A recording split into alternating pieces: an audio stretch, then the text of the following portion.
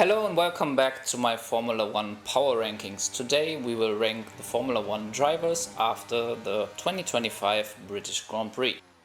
In P20 we have Franco Colapinto, who was also there last week. He crashed in qualifying when his teammate got into Q3, which all in all made him start in the pit lane. But finally he could not start because of a technical issue, and for the next weekend he needs a quiet weekend without any issues to get a better performance.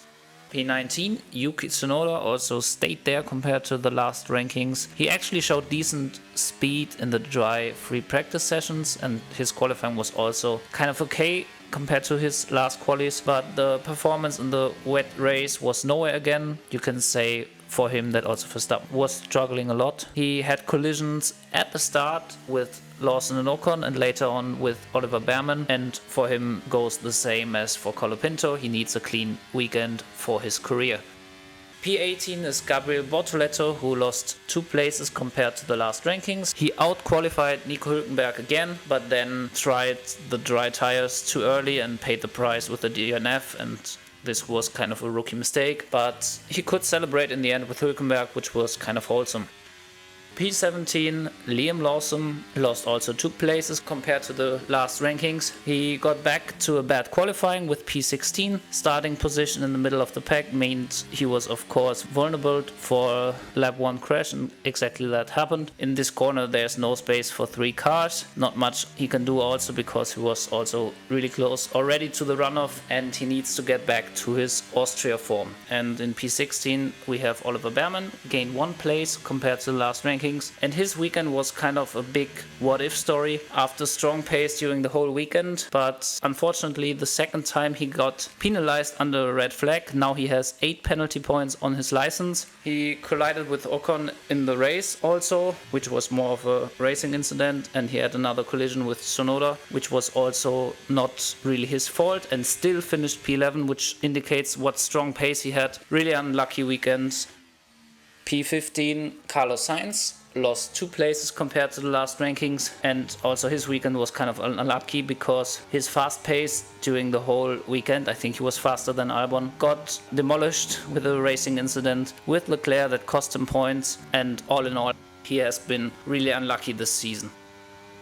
P14, Lance Stroll, who gained 4 places compared to the last rankings, made a bold strategy work after his typical Q1 exit and kind of cooked his tires in the end. Otherwise, maybe there was a better result possible with P5, P4, I don't know. And he also kind of developed into a good bad weather driver if he doesn't beach the car on the formation lap.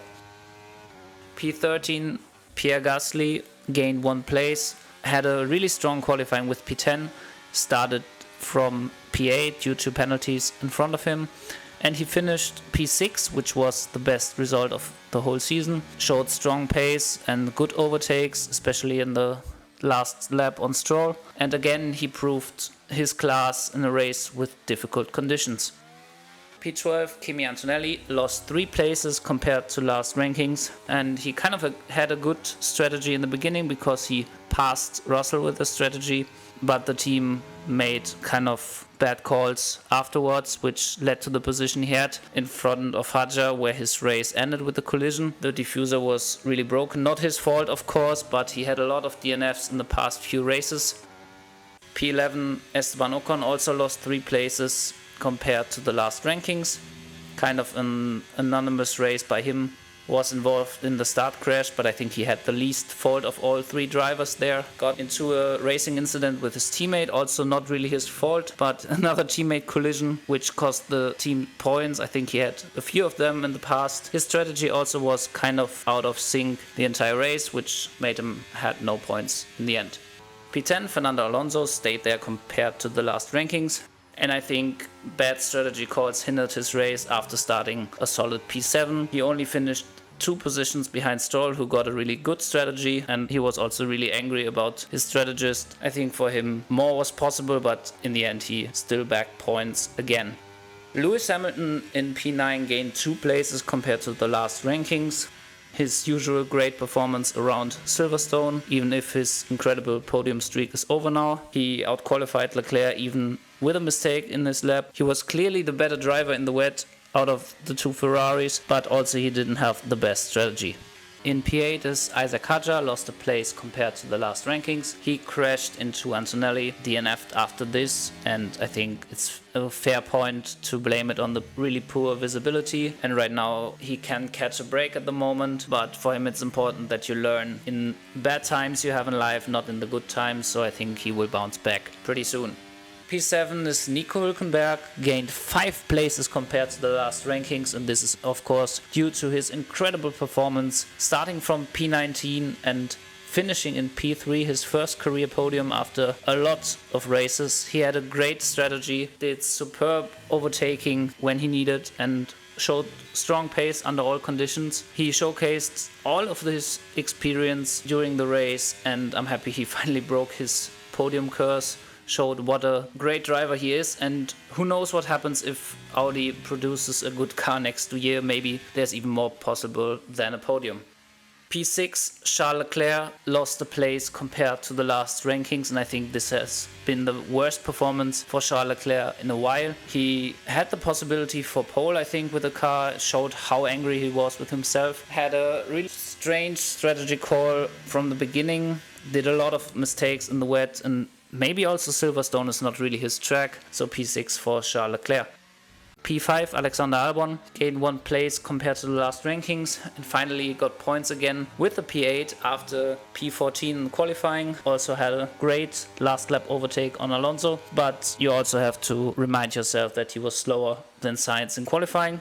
P4, George Russell stayed there compared to the last rankings, and he again had a great qualifying with spawning in P4 out of nowhere, but it was a weird decision as well to sacrifice this P4 after the formation lap. Was also almost always on the wrong tire during the race, and with his experience he should also be able to overturn weird calls by the team. P3, Max Verstappen lost the place compared to the last rankings. I think again he had a really strong qualifying with the pole lap, but his car was clearly set up for a dry race, and I think he was always going to finish behind the McLarens even without the spin. But he made a rare mistake in the rainy race with the spin behind the safety car, dropped to P10, but then he had a great recovery drive and some good moves which made him end up in P5. P2, we have Lando Norris, who gained a place compared to the last rankings, and I think for him it's clear to say that he was slower than Piastri in qualifying and also in the start of the race, but he made no mistakes during the race and got his 4th victory of the season, the 2nd in a row. And this is also a championship quality to get wins on unperfect weekends, and this is exactly what he did. And right now he's only 8 points behind in the championship. P1, still of course, Oscar Piastri. He was, in my opinion, the fastest driver on Sunday. The penalty was harsh, but I think you could also see that his braking move did not only involve Max Verstappen, but also the cars behind. He also made another mistake catching Norris, but he still got P2, which is good for the championship. For him it's important to minimize his errors, because speed and consistency in race pace is clearly there to keep the championship lead. These were my driver power rankings after the 2025 British Grand Prix. The next rankings will be after the Belgium Grand Prix. We will again rank teams and drivers. Until then, have a good time and see you guys soon.